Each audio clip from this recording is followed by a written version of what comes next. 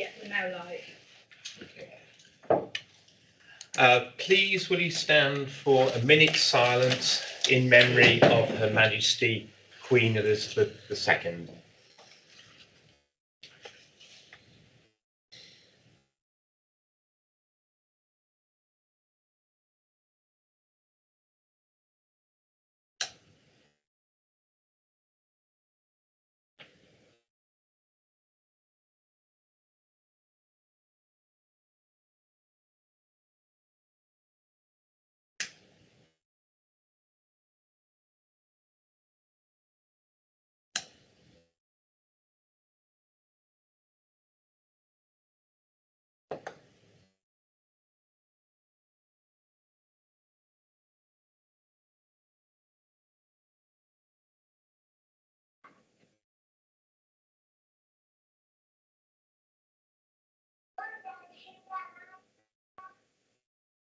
Thank you.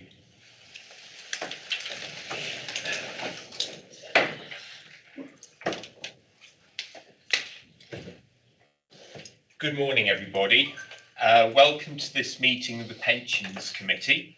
I'm obliged to inform you that this meeting is being live streamed and recorded. Members of the public will be able to view the meeting using the link on the agenda.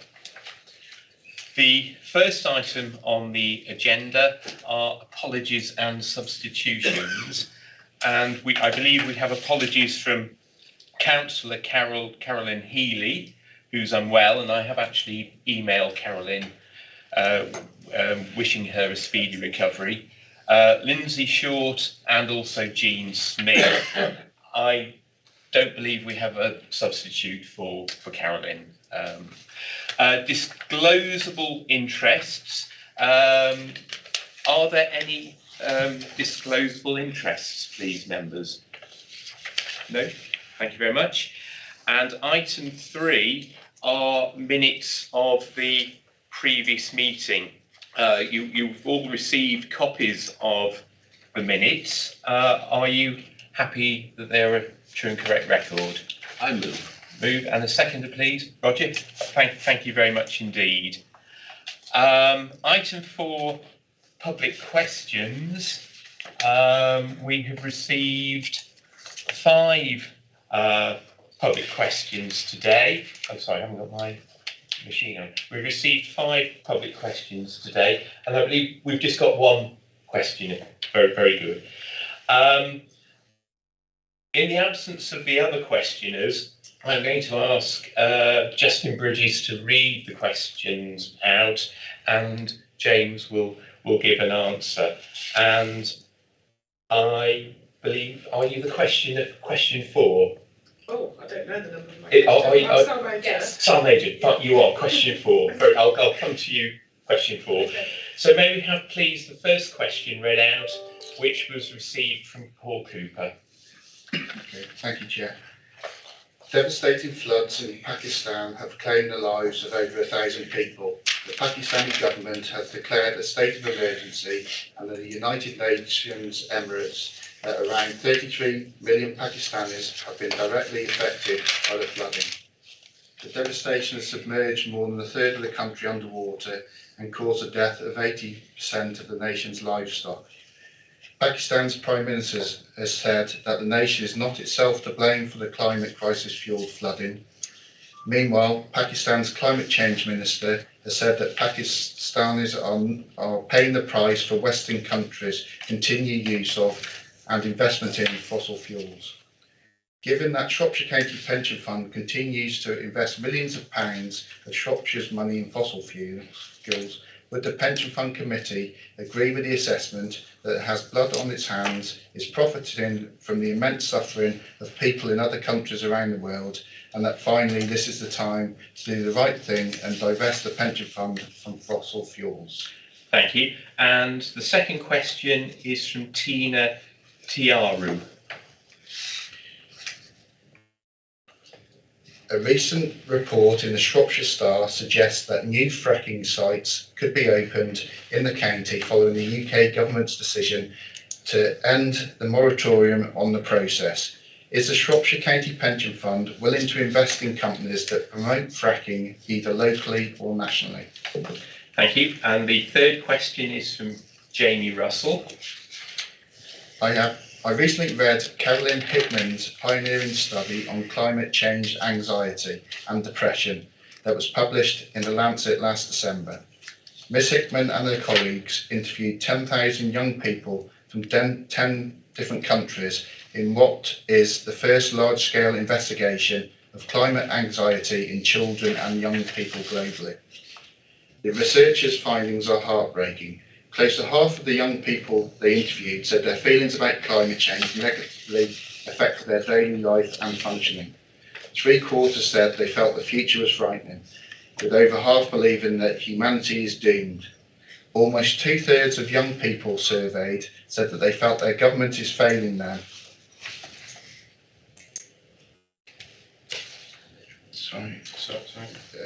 Failing and betraying future generations. The top 3 words they used to describe their feelings were sad, afraid, and anxious. The 6 councillors on the Shropshire Fund Pension Committee, councillors Thomas Biggins, Roger Evans, Simon Harris, Brian Williams, Ray Evans, and Carolyn Healy, suffer from similar feelings of anxiety and depression when they contemplate the scale of the climate emergency. Thank you very much. And Mrs. Mager, can I invite you to come forward to the microphone? And I think if you press the silver button on the right-hand side,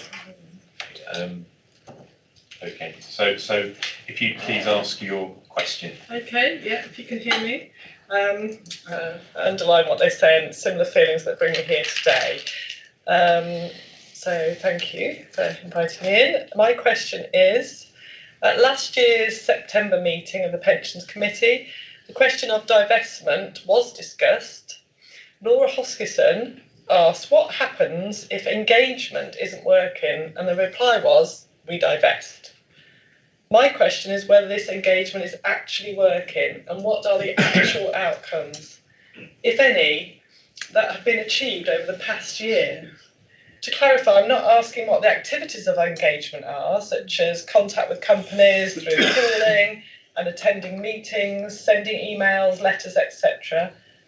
What I'm asking is what evidence is there that the engagement has actually changed the actions of the companies? Thank you very much for your question. We'll now move on to question 5 from Naomi Yates, please. Sorry, if you would. Sorry. Okay. Thank you. The next question 5 from Naomi Yates. Thank you, Chair. We must divest all our money from fossil fuels. In May 2021, the International Energy Agency said that exploitation and development of new oil and gas fields must stop this year, and no new coal-powered power stations can be built in the world, is to stay within safe limits of global heating and meet the global net zero emissions by 2050. Last week, the UK's new Prime Minister Liz Truss announced that new licences will be issued to oil and gas companies, including BP and Shell, to extract fossil fuels from the North Sea. I am 25 and on behalf of the young people of Shropshire who will have to live with the consequences of the fund's investment decisions long after the committee members have retired or passed on. I would like to ask, does Shropshire Pension Fund want the young people of this county to have a livable future or not? Thank you for the questions, and I now turn to James Walton for the response to all 5 public questions. Thank you, Chair. So this is the response to all of the previous 5 questions. Shropshire County Pension Fund has made significant progress on climate-related issues over the last 18 months and takes these issues seriously.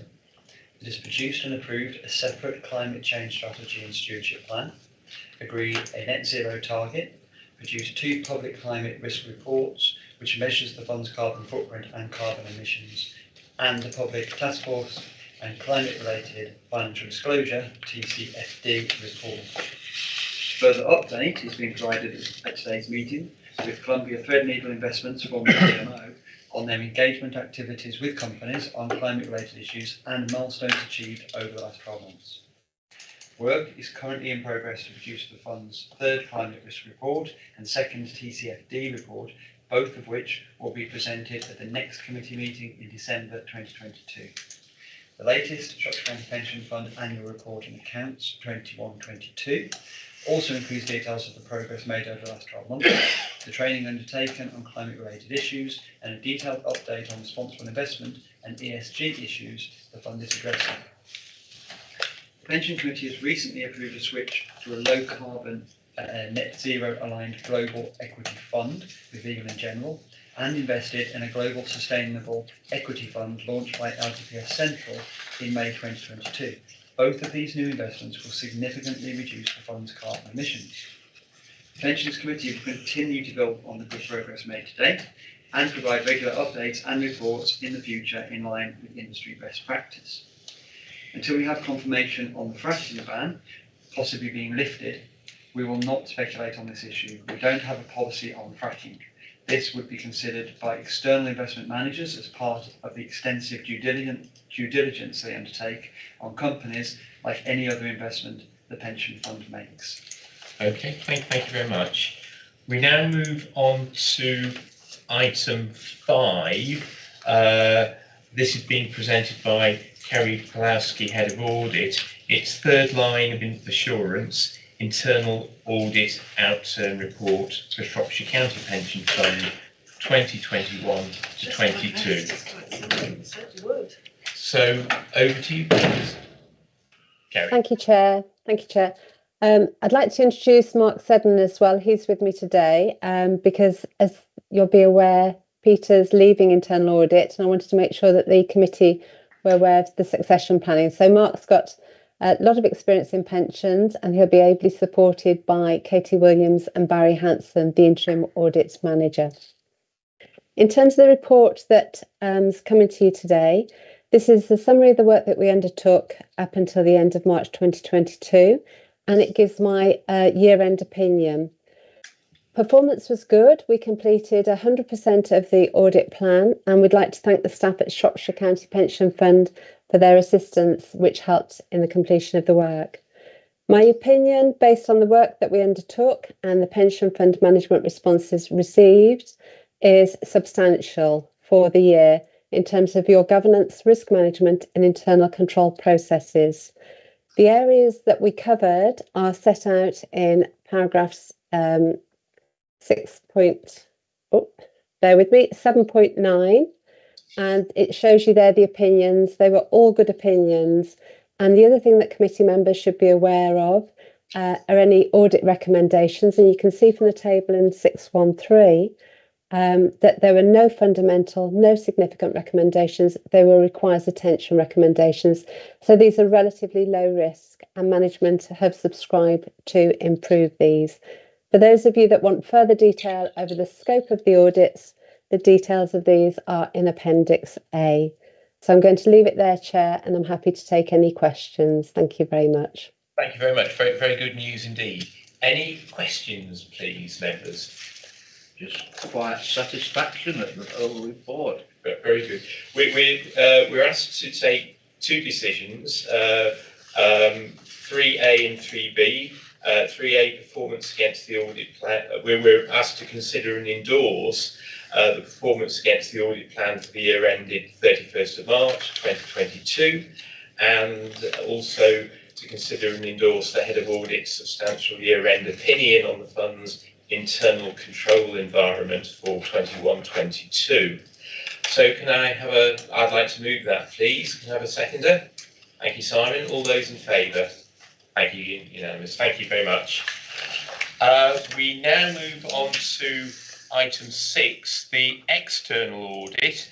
These are the audit findings for Shropshire County Pension Fund, and Grant Patterson from Grant Thornton is with us virtually. So please, Grant, will you present your report? Thank you, Chair. Similar to internal audit, I'm joined by Keith Gervaisa today, who is the audit manager for the pension fund audit as well. So I'll start off by presenting the paper. I'm sure Keith will add anything if I fail to address the matters within that report. So this is in the I think the first supplementary pack that members received. So as already been said, this is our audit findings or interim audit findings for the county pension fund. The audit is substantially complete, as highlighted on, I think, page 3 of both our report and within the papers. We have substantially completed the audit. Some of the items that we are still finalising were receipt of our final report on the IT arrangements. I can confirm to members that that draft report was issued to management yesterday, so we will be working through that. There are no significant deficiencies identified within that draft report, but we will be following up with management and getting responses in the next couple of weeks. We're also just looking to finalise some of our journals testing in relation to that, and then I know it's on the agenda today, but receipt and review of the final annual report and accounts, and review of the financial statements. Overall, our work has been completed. The key issue probably to report to you today is in relation to there's an unadjusted misstatement that we've identified as part of our audit work. I would stress that this is not a result of poor working practices by the pensions financial team. This is purely a timing issue in terms of the time that you're required to publish your draft accounts, and then when you do actually, as a pension fund, receive the final investment confirmations. And I think that's a sort of, I suppose, and that benefit of hindsight as auditors, we see the final valuations, and in essence, they are £19 million different to the accounts, the figures that are published in the draft financial statements. As part of that, we have invited management to amend the financial statements, and at this point in time, management are proposing not to amend the financial statements.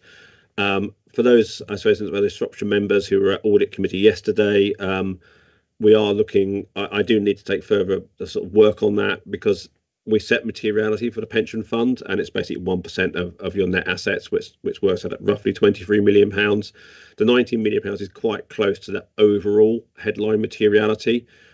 We set a sort of sub figure below that, which links into where we set our testing threshold, and that's sort of set at 17. So the 19 sits between the 17 and the 23. It is quite close to our materiality levels, and I have undertaken some internal consultations in terms of the risk management from the firm's perspective, because as audit, in terms of the overall audit approach, whilst we have looked at all of the asset confirmations, apart from £11,000 for the fund, and we're comfortable with our view on the asset valuations, we do actually, beneath that, we do sample test. So there are elements of that, in terms of that, there is inherent risk, I suppose, in the audit approach.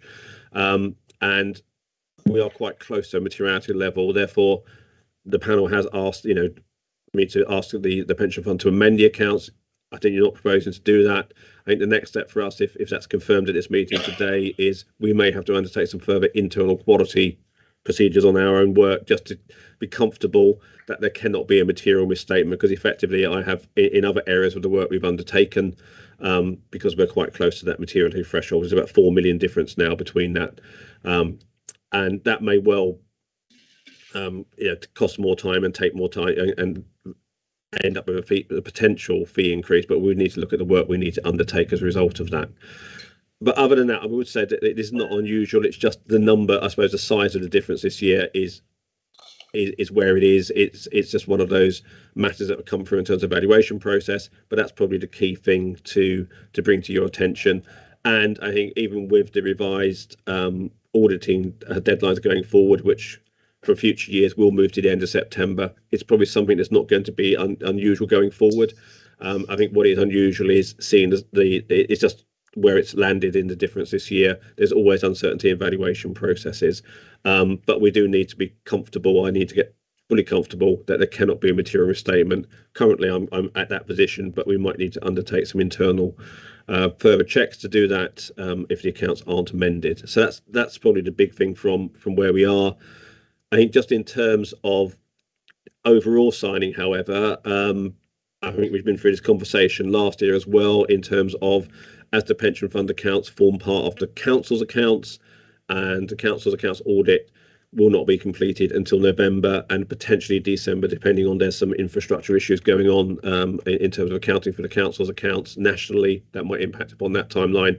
I can't formally issue my opinion until November, so there is time between now and that, between the between issuing that and finalising the audit work. But at this point in time, we have not identified any material differences within the financial statements. I suppose in terms of the highlights of our work, I suppose looking at significant risks on pages 6 and 7, we did look at one of the significant risks was management overrider controls in our journals work. We haven't identified any issues through that work. We do focus on the hard to value assets, which are the level 3 investments, mainly private equity, infrastructure, etc. And that's where the majority of that unadjusted misstatement has come from, and that's because of the timelines that those investment managers need to take longer to finalise their final confirmations. Apart from that, our testing underneath that, where necessary we go back to audited financial statements, we haven't identified any significant issues. I think the only thing we did identify was some differences in foreign exchanges, depending on what exchange you looked at, but nothing really to bring to your attention.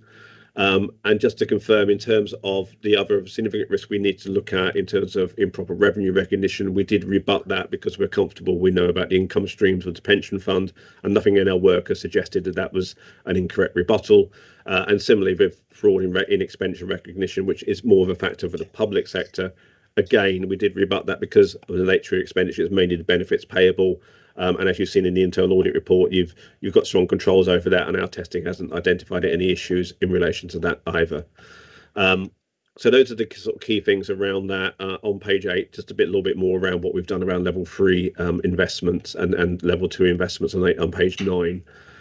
Probably in terms of today, if I take you to just page 12, as you have the annual report and accounts in front of you, we do treat that as other information. There's nothing in there that would give us cause concern. We did highlight, and we have flagged to management, that there were some inconsistencies within the annual report around the KPIs linking in, I think, in terms of statements of accounts and the annual report, and I believe they've been addressed by management.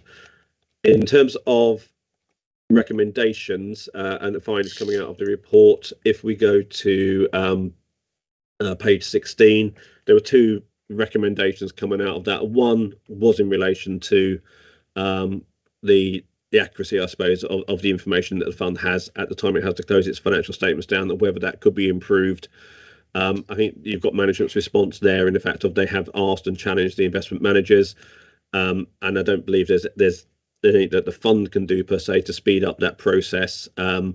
And as I understand it, having spoken to the pensions manager, I think something like HarbourVest has got 12,000 companies underneath that. So we understand there's an inherent risk in there. I think you can always challenge your investment managers further. I think it is fair to comment that the actual difference is 0.8% of the overall fund, and this might be something that we just have to work with the fund going forward on.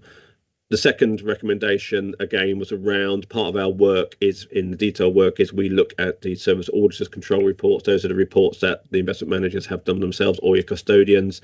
We were struggling to get hold of 2, one from the Bank of New York, Mellon, who helped the BlackRock fund, and also DRC. I think the BNY Mellon, you've tried to obtain that report. You've made requests. Beyond that is difficult. We haven't still. I don't think we've still seen that report. We looked to undertake alternative procedures. So at this point in time, we're not. It's not an issue for us, but we have highlighted that, and specifically on DRC one, I think it was that the investment report didn't cover the fund you were doing, but we have been offered a sort of bridging letter that covers that fund, so we will be looking at that. So again, at this point in time, I'm not satisfied with having seen issues, but those are the sort of 2 recommendations that have come out. And you followed up on previous recommendations, and on pages, I suppose 18, there were no sort of adjustments to the actual accounts, but there were some disclosure adjustments, and we've highlighted those on page 18 in the pack. So I was going to stop there. Keith, is there anything you wanted to add to that before handing back to the members? Thank you, Grant. There's nothing else to add from my end. Thank you. Okay, thank you. Okay, well, thank you very much for that. It was a bit remiss of me. I should have said that we're going to be sort of taking item 6, which is this, and the pension fund annual accounts together, just for clarity, and I'll say that now. Are there any questions, please, from members? Yes, Roger. On item 7, I have a couple of questions, Chair. We'll Do you want to pick that up now or in a minute? In a minute, yeah, in a minute, thanks. Can Right. I ask whether the Grant Thornton will be in a position to provide an unmodified auditor's report by our next meeting on December the 2nd? Do you hope to have resolved all these issues before then? I think in terms of the pension fund, the answer to that question will be yes. I mean, I would hope to get to a position in terms of, I suppose, from the firm's risk management perspective, whether I can issue an unmodified opinion in the next month or so, to be honest.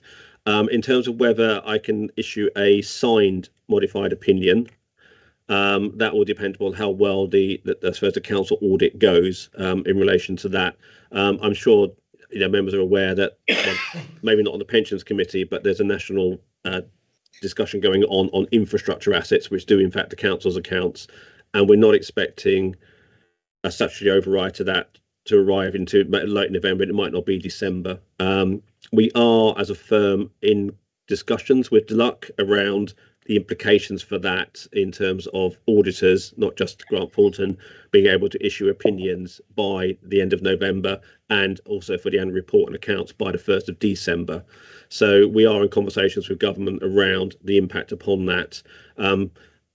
We will have completed our work on the pension fund by then, and I suppose an analogous, or not linked into that, is part of that is also we will be able to issue assurances to other auditors and employers by then as well. So we would have completed sufficient work for that. So there's no reason why I shouldn't be in a position to say, yes, we finished all our work. Whether I can actually formally sign will depend upon how the work on the council's accounts go. And that's national. That's not to do with Shropshire. That will be all administrative authorities who have infrastructure assets as well. So. Okay, thank you very much. Well, I think we note this report, and thank you very much, Mr. Patterson, for coming along today, and also Keith as well. Yeah, thank you both very much. I mean, Chair, we'll hang on for the next item around the annual report and accounts, because we do look at it for consistency as part of our role. But after that, I may have to drop off, although Keith may stay on for the rest of the meeting. Okay, you're very welcome. So we'll now move on to item 7, the Pension Fund Annual Accounts 2021 to 2022, and James Walton will present this item. Thank you, James. Thank you, Chair. So I'll just give a brief introduction to the annual report. So this is the annual report that's been audited, as referred to by Grant Thornton just. So 21-22 accounts. Overall, it's been a very successful year for the fund. We've seen the value of the fund increased by 145 million to just over 2.3 billion pounds, as at the end of March 22. We've seen net returns exceed the benchmark. Scheme membership has increased over the year, and we've seen a net transfer in compared to in and out transfers, which usually happen every year. We're also seeing the amount of pensions being paid out is increasing as well, so it's now over £66 million per year. The specific items that Grant made reference to in relation to the annual accounts are picked up in paragraphs 8.2 and 8.3 of the report.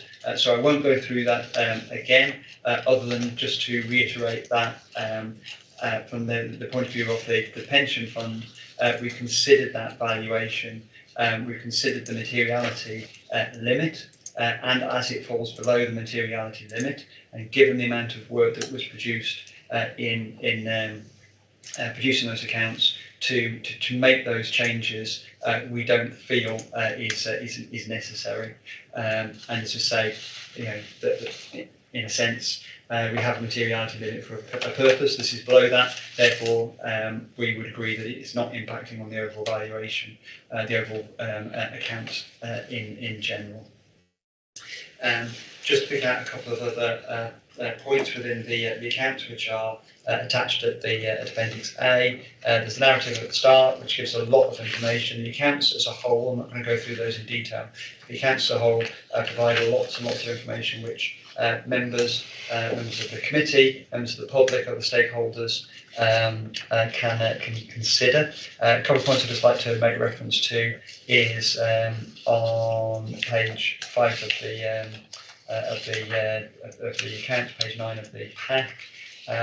We are recognised as a Tier 1 signatory to the Stewardship Code, which is the highest rating that the Financial Reporting Council have, so that's very positive news, and we are working towards that revised Stewardship Code.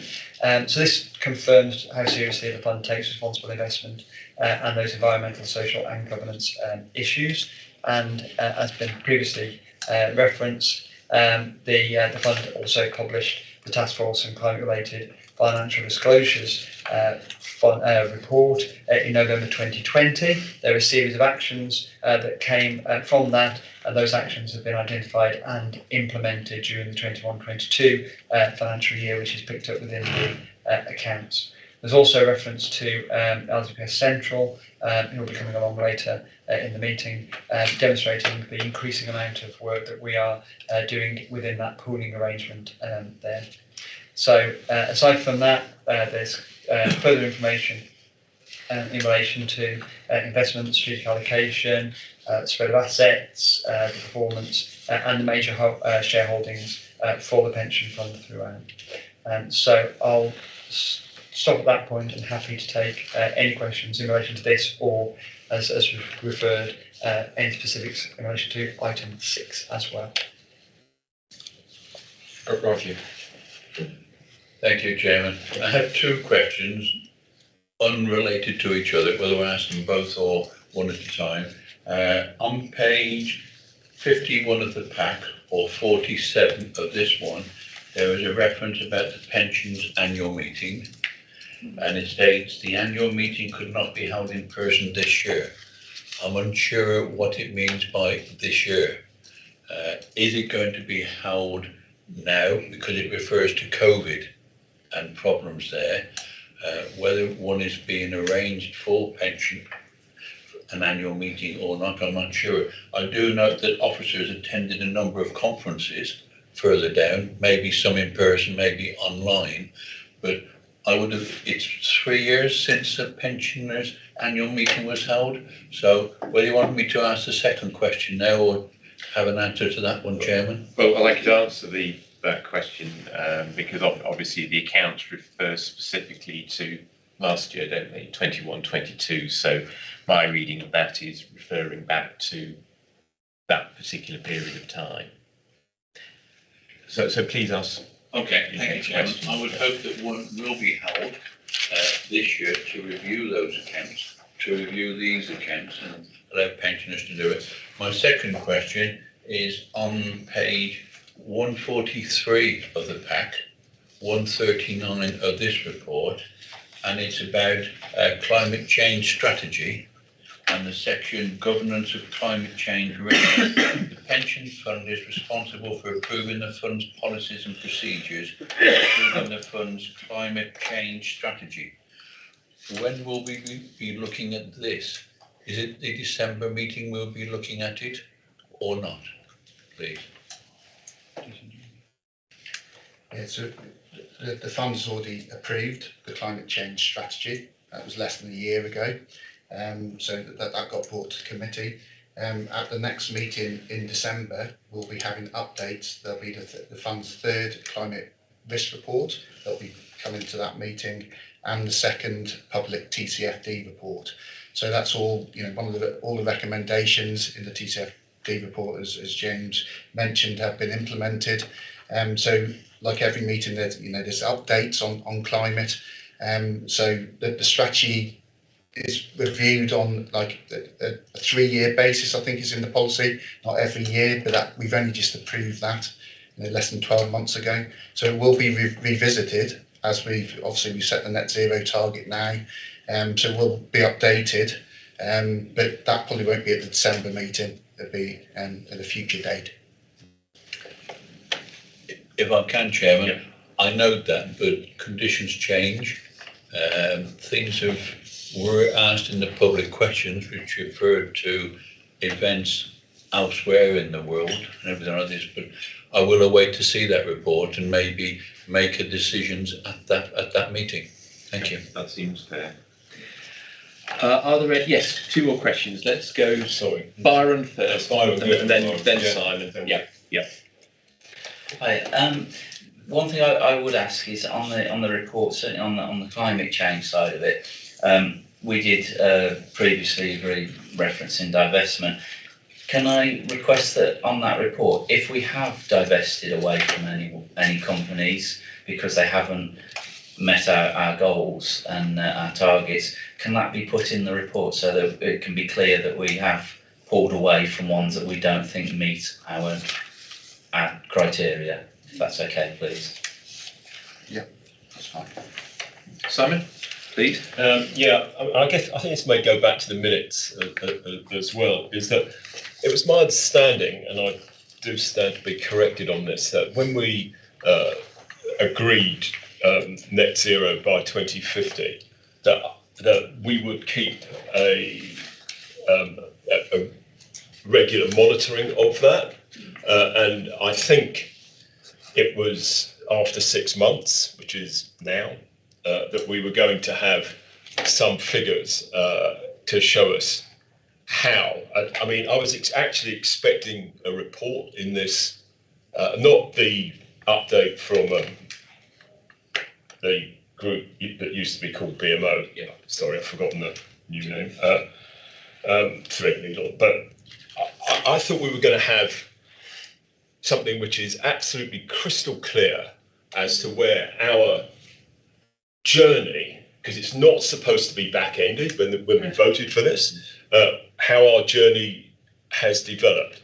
I'm afraid I just don't see this in these reports. I don't see it in the annual accounts. I mean, maybe this isn't the place for it because the annual accounts go in on March 22, and I fully understand how accounts work. But I just don't get the sense that this journey that we're on to net zero is actually being properly addressed, so that we can all understand it, rather than having it tucked under climate change reports or the task force or what I suspect we're going to hear from Threadneedle. Yeah. So that update. I want this in the minutes as well this time round. That's sure, yeah. So so that update will be provided at the next meeting. So the fund has just made 2 decisions to recently transition in May 22 to the LGPS Sustainable Equity Fund, and to move in the passive global legal and general fund to a low carbon net zero aligned index. So sorry, Justin, let me stop you. What you haven't said in that, how our carbon footprint has actually changed. Yes, exactly. So that will be reported in December in the fund's 3rd climate risk report. It's got all the figures. So these changes we've recently made as a committee on the net zero target, to Sustainable Equity Fund, Low Carbon Fund, the impact of that will be reported in December. That's the date of the next climate risk report. So LGPS Central will be here to present an update on that, and it'll show the impact on the carbon footprint and the fund's carbon emissions and how they have reduced over the last 12 months. And finally, will those carbon emissions be on an absolute basis?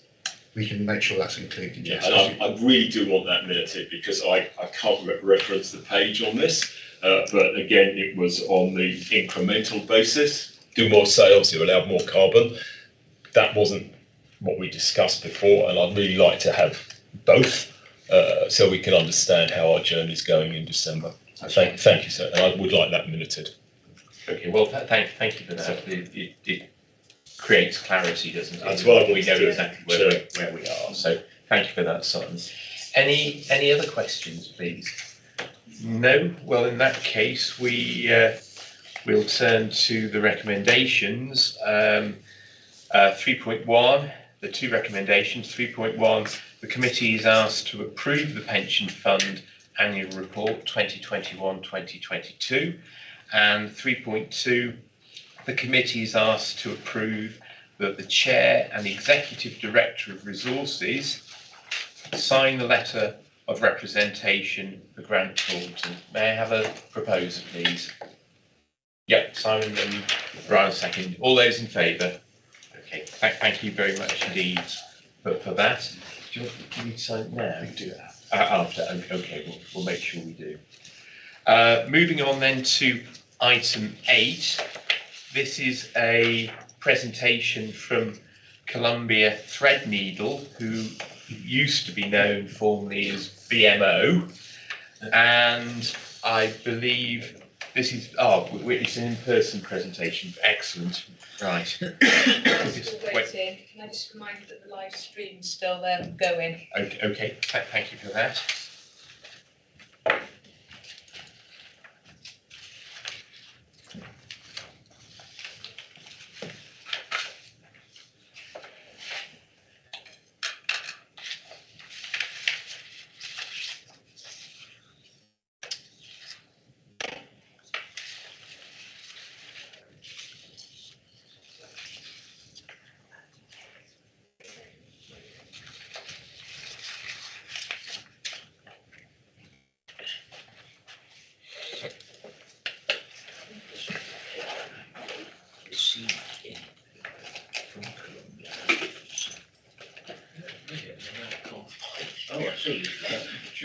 No, I think it's probably this one.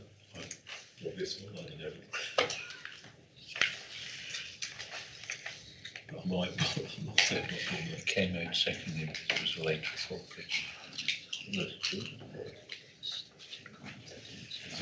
I'll somehow just read it.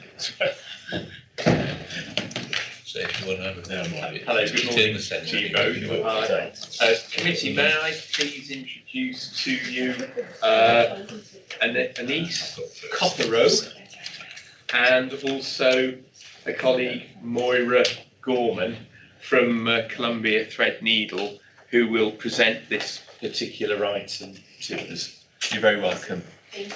Excellent. Well, thank you very much for inviting us to. Right hand silver button. There you go. That's one. Excellent. Wonderful. Thank you very much for inviting us to present to you today. I understand that our attendance was predicated on a question at your last committee as to whether or not you feel you're doing enough. So hopefully with the materials that we present to you today, as well as the report that's in your papers, will help you to answer that question to your satisfaction.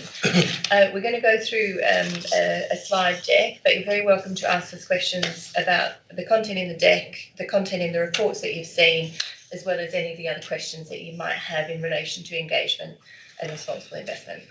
As I was introduced, I'm Moira Gorman. From Columbia Threadneedle. I look after all of our local authority clients at Columbia Threadneedle. So I've been very gratefully passed your account as part of the acquisition we made of BMO, EMEA's asset management business. And my colleague, I will allow to introduce herself and then hand over to you. Thank you, Moira. So thank you for having us today. Thank you. So thank you for having us today. My name is Anaïs Cotreau. I am part of the responsible investment team at Columbia Threadneedle Investment, and I am a RIO product specialist. So RIO is the engagement program. So I'm going to do an update on the RIO service and then speak about the engagement activity we've done on your behalf and walk you through a number of case studies as well. So starting with the update, as you know, BMO Global Asset Management EMEA was bought by Columbia Threadneedle Investments at the end of last year. So what it means is that the RIO service is not changed, and the company really is committed to continue to deliver a very high quality service, but the home of RIO has changed. So where you used to see BMO, RIO, you will see Columbia Threadneedle Investments, and we do ask when referring to the service that you now refer to Columbia Threadneedle Investments. So Rio, as you may know, is a service that was launched in 2000. So we have a 22-year track record of doing engagement with companies. And your fund has been a client for the past 15 years, so since 2007. What we do within our engagement program is that we don't actually engage for information, we engage for change. And I think that really is a key point. We want to drive change in terms of ESG practices at companies. So in terms of the program itself, we can see it has grown a lot. So looking at the assets under engagement, we now represent close to £1 trillion of assets. And that's made up of over 900 billion of client assets, clients like yourself, and also 32 billion of internal assets. The internal assets are the legacy Zimo assets, and we are in the process of integrating the legacy Columbia Threadneedle assets into the program. And when it's done, we will have close to 1.5 trillion of assets under engagement. And because we represent such a large pool of assets, when speaking with companies, it does open doors, and we have a seat at the table. It amplifies the voice that we have when speaking with companies.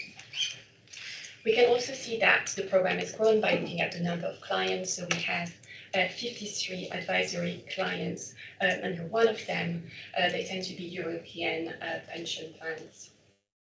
So to continue delivering a very high quality service, we've had a large team. So we have 45 people working in responsible investments at Columbia Threadneedle Investments. So it's one of the largest teams at an asset manager doing responsible investment research. And I'm not counting the research analysts or the portfolio managers. I'm talking purely about the research function. So the 45 people don't actually make any investment decisions. That would be done by the other investment teams.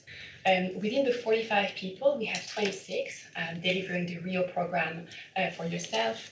So they are the engagement team, the voting team, and also the client-facing team that I'm part of. We continue to grow the team. We've hired 4 people in the past 2 months.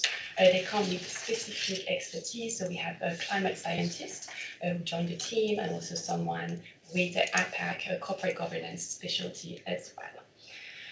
You can also see that we continue to have a high level of activity.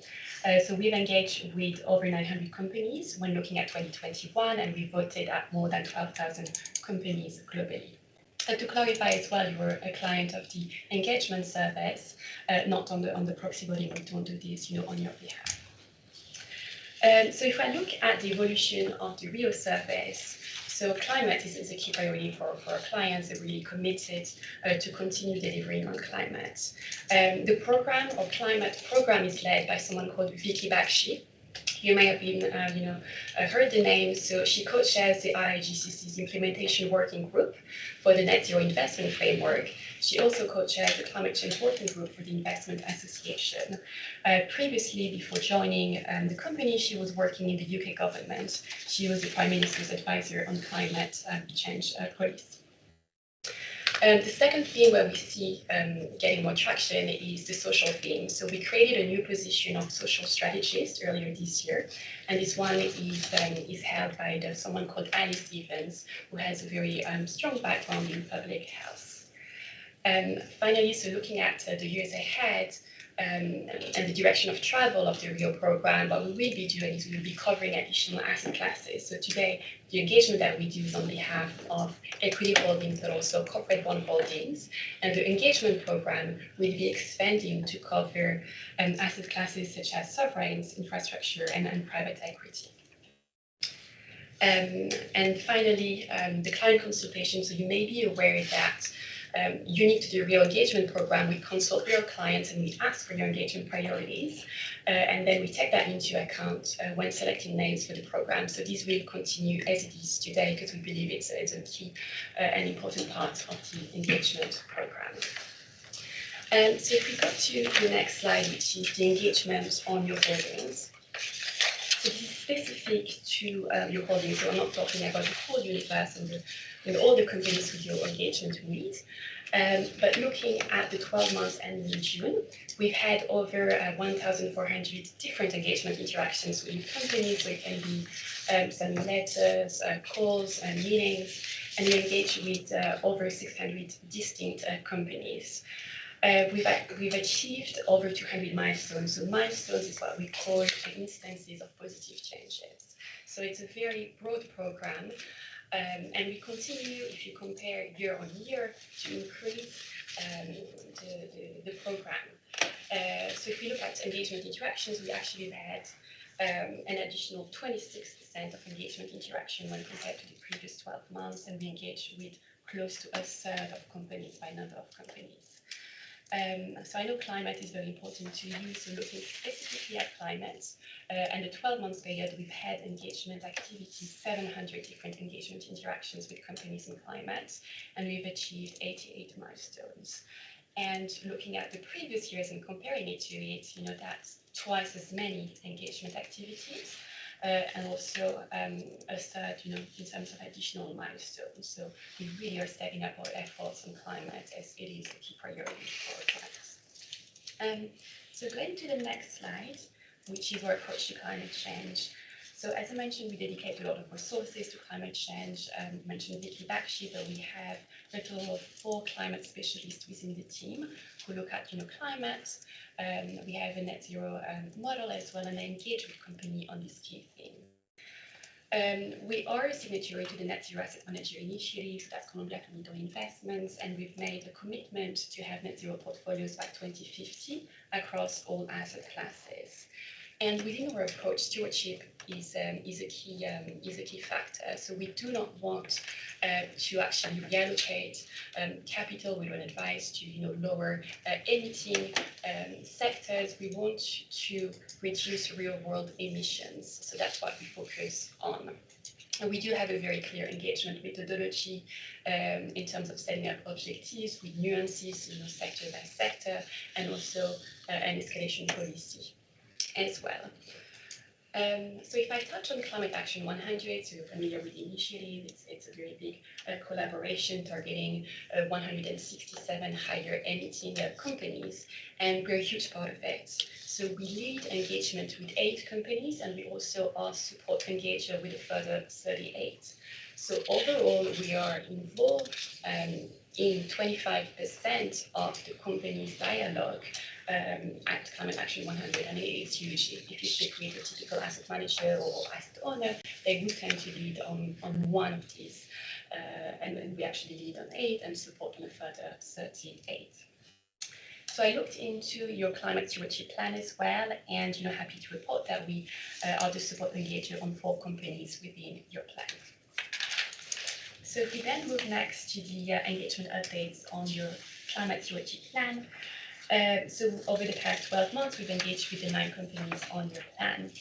I'm going to walk you through 3 case studies related to climate. So the first one is Barrick Gold, then Duke Energy, and I've also received a question on Glencore, so happy to cover this company as well. Just need to mention, on this slide, we can see Duke Energy case study. It should be Barrick Gold case study, but happy to cover both companies. So in terms of Barrick Gold, we've engaged with them since 2007, so we have a long track record, a relationship with the company. We've been speaking with them for the past 15 years, and we're the support engagers from Climate Action 100+. In the latest engagement, we discussed net zero targets, so the inclusion of Scope 3 targets as well, the CapEx alignment, climate policy, and also the biodiversity. So following our engagement, the company has made progress, and they set a net zero target for 2050. And that's really important. But what's also very positive is that they set interim targets to reduce emissions by 2030. In addition to that, they've also made progress in terms of biodiversity, and they supported the launch of the Global Tailings Dam Management Standard, and also improved their disclosure on that. So we're very happy with the progress that they've done. So Duke Energy, the second company I'll be covering, so it's a utilities companies in the US. We engaged with them on interim targets to reduce emissions, also including Scope 3 emissions within the targets. Also decarbonizing the future capital expenditure, and finally climate lobbying. So these are the three areas that are highlighted in the climate action 100 plus benchmark with no progress or no evidence of progress. So as a result of the engagement, happy to report that they committed to exit coal by 2035 and also to reduce the amount of power the company generates or produces from coal to 5% of generation by 2030. That's very positive news. In addition, they expanded their net zero targets to include Scope 2 and certain Scope 3 emissions as well. So the company is moving into the right direction. And finally, so Glencore, so we've had 5 engagement activities with them in the past 12 months. We have our next engagement call with Glencore, which is one-to-one, so not through the collaboration. It is starts for Monday. It will go ahead, even though it's a UK bank holiday here.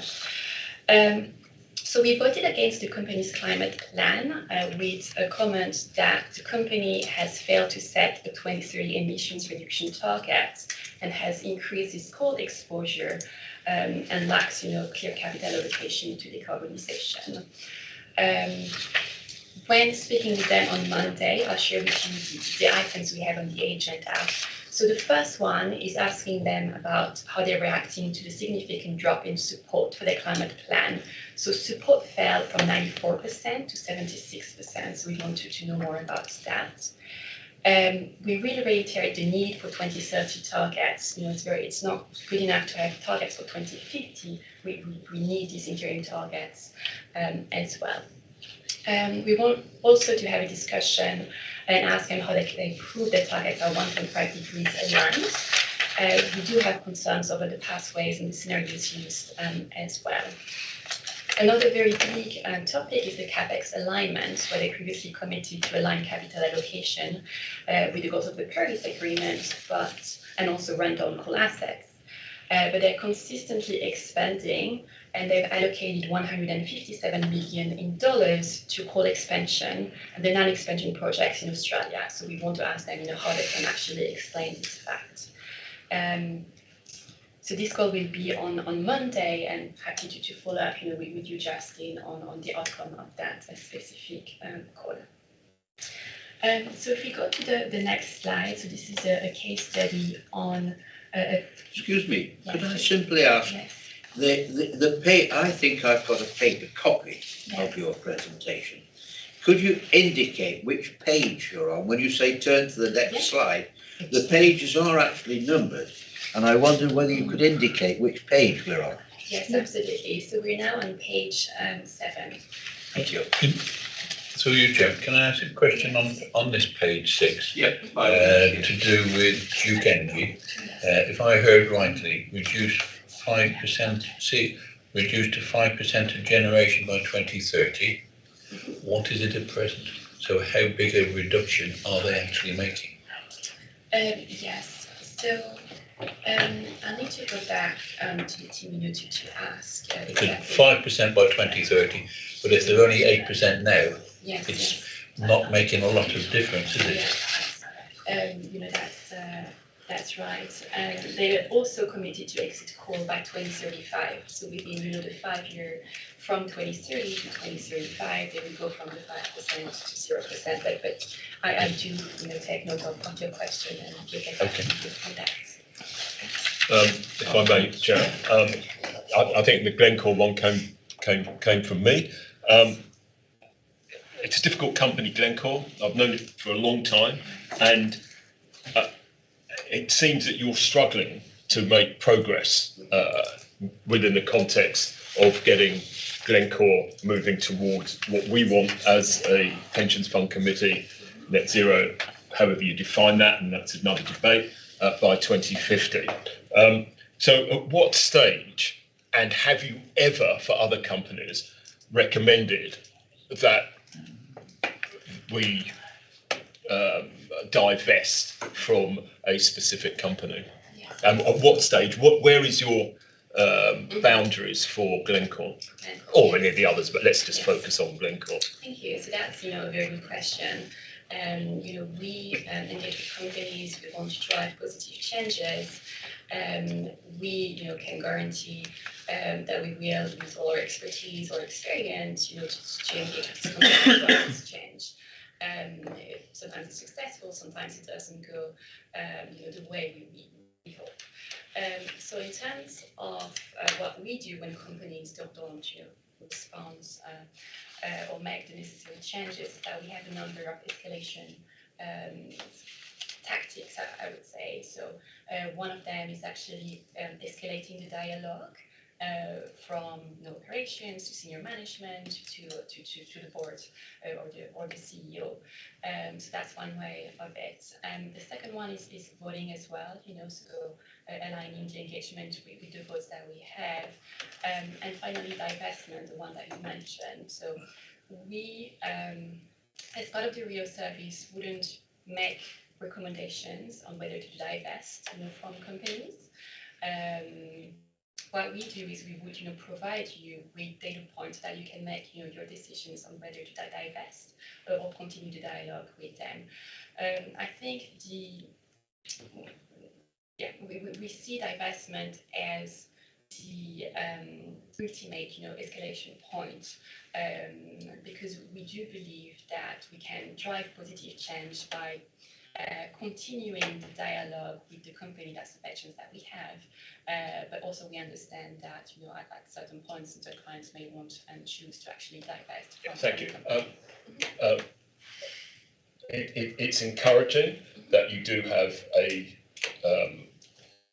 break point when your escalation program has clearly failed, and then at what stage and to whom would you recommend that your work can go no further in the dialogue, and divestment is the inevitable consequence? Who do you bring that to? Do you bring it to us as a committee, or do you take it to LGPS or our various Justin? Yes, exactly. So that's a very good question. What we would report back to the fund is how we are progressing on the engagement. So in addition to providing you with the transparency on the dialogue we've had with companies in real time on the client platform, we also report on the objectives that we set for each of the company and whether it's progressing or not progressing. Now, when a company has one or more objectives which are not progressing, we report that back to you, and then it would be up to the fund itself to decide whether to divest or not to divest. It wouldn't be a yes, you divest, or no. I don't want to hog the meeting, and thank you for that. Can we minute that as a committee we receive maybe in the December meeting an update as to when I'm going to say BMO because I've got change it. Columbia Threadneedle, it's in front of me, forgive me. Do actually report to, it's probably you, Justin, as to when the work that they're doing is clearly not getting the traction that it's required, and that you would recommend divestment. And if we could just minute that as a request from myself, so that we can keep on top of this, and this isn't just an exercise in talking, basically, which is a good thing. Don't get me wrong, but absolutely. Thank you. I'll be quiet. I understand this is important to you. Just wanted to clarify that we would give you a number of data points and all the transparency that we can on the engagement activities, the progress in the dialogue.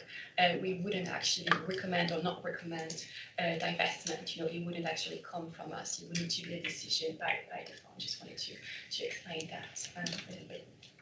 If I could make a comment on this, returning to the core purposes of the pension fund, which is to try to increase the value of the fund for the benefit of our members of the fund, Glencore's share price has been rising exponentially over the last 12 months, and it would not, in my view, be of to the benefit of the fund and to the upkeep of our purpose in administering the fund to divest ourselves of Glencore shares of which the value is very high indeed.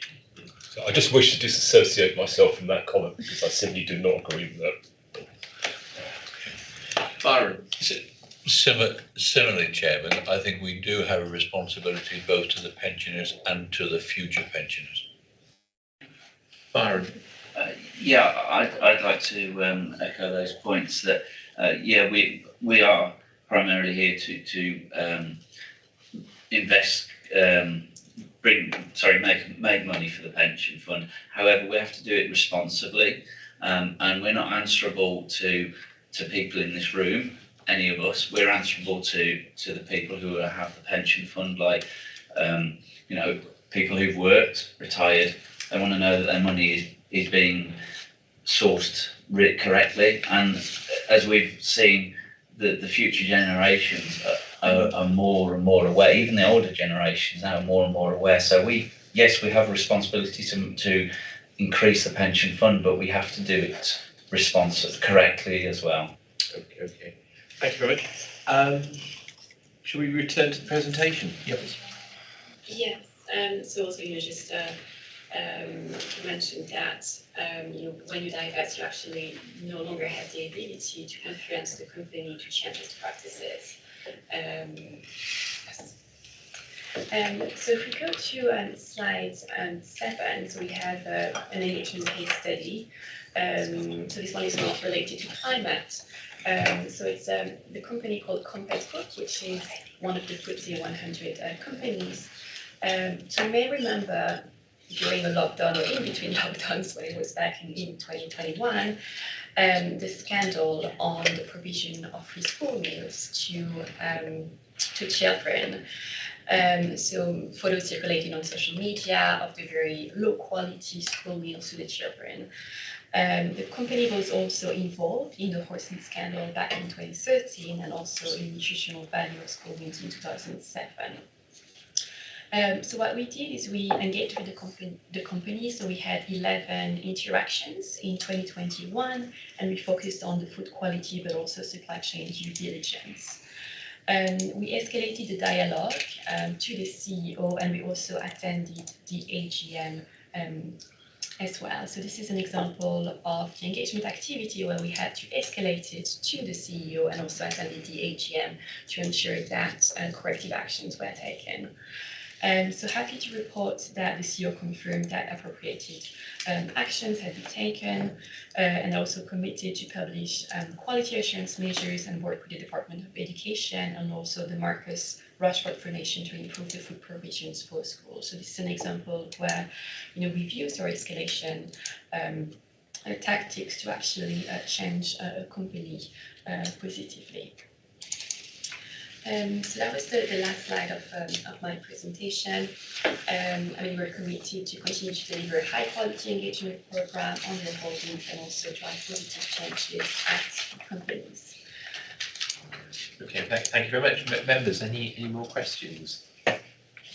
No? Well, in that case, thank you both very much indeed for coming along today, and it's been very good to hear you and to meet you. Thank you. And we look forward to providing you an update after we meet with Glencore on Monday and hopefully provide you some assurances through to December as well about the positive impact to engagement. Thank you. Thank you both very much. Yes, thank you very much.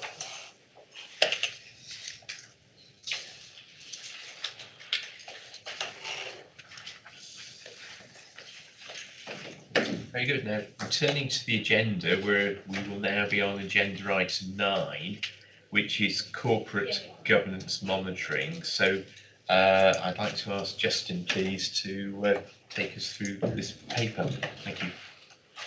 Thank you, Chair. Yeah, so this is the regular quarterly report that members receive on corporate governance and responsible investment and all ESG issues. So again, we just heard from Columbia Threadneedle Investment. So there's an appendix on the engagement activities we're doing on the fund's behalf and all the global companies that the fund invests in. We've mentioned, the climate risk strategy and stewardship plan has already been approved. There's updates from LGPS Central, stewardship updates within there. There's details of all the votes that all the managers have voted on the fund's behalf, detailed in the appendices. So again, it's just the normal quarterly routine report, which contains a lot of information on specific companies, the votes, the engagement, and the stewardship activities, the updates on climate. So happy to take any questions on the report. Any questions, please? Yes. Yes. I presume that it's beyond our resources to direct those who represent us on every single company. You know, presumably we set the parameters of the way in which we wish them to act on our behalf, and then they work within those parameters without reference back on it, because when you look at them, the number of engagements, it would, if you had to make a decision, Justin, on everything, you wouldn't have enough hours in the day. So that's the basis in which we work. We set the parameters, we tell them the way in which the purposes on which we wish to base our votes, and they then carry on and report back in this way. That's correct. Yeah. Any other questions? Well, in that case, we'll move to the recommendation, which is recommendation 2.1 on the paper. Can I have a proposer, please? I'll move. Seconder, Simon. All those in favour? Thank you very much. We'll now move to item 10, and this is actually a presentation from LGPS Central. So please may we invite them in, and Sarah's outside. Oh, there we go, Sarah's, yes. The presentation is going to be made by Mike Weston and Matthew Jones, who will be joining us in just a moment.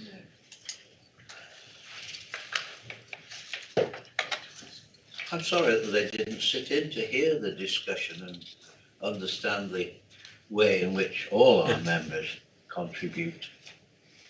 Yes, I don't know why they didn't really. I think it's been sort of practice when presenters have come, they have actually always sort of had their allocated slot. It certainly used to be the case when we directly appointed managers.